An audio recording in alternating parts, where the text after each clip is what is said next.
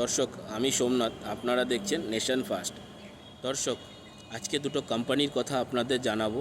এগুলো আপনাদের জানানো উচিত বলে আমার মনে হয়, যেহেতু দর্শক আমি ন্যাশনাল ইন্টারেস্টের ওপর ভিডিও করে থাকি। আর আমার ভিডিও যদি কোনো আপনাদের তথ্য জানতে কাজে লাগে, আশা করি একটা ফলো এবং লাইক দিয়ে পাশে থাকবেন। দর্শক, এই কোম্পানি দুটোর নাম হলো, একটা ওয়ার্ল্ড লিবার্টি ফাউন্ডেশন, যেটি মার্কিন সরকার ডোনাল্ড ট্রাম্পের ব্যক্তিগত মালিকানাধীন সংস্থা। অপরদিকে পাকিস্তান ক্রিপ্টো কাউন্সিল, এটা পাকিস্তান গভর্নমেন্টের সমর্থিত একটি সংস্থা। দর্শক, ভারত ও পাকিস্তানের সাম্প্রতিক সংঘর্ষের বেশ কিছুদিন আগে দর্শক পাকিস্তান এবং আমেরিকান গভর্নমেন্টের মধ্যে ক্রিপ্টোকারেন্সি নিয়ে একটা চুক্তি স্বাক্ষরিত হয়। দর্শক, বিশ্লেষকদের অনুমান, হয়তো ডোনাল্ড ট্রাম্পের ব্যক্তিগত সংস্থার যাতে কোনো ক্ষতি না হয়ে যায়, তাই জন্যই উনি মধ্যস্থতাকারীর ভূমিকায় উঠে এসছেন বারবার।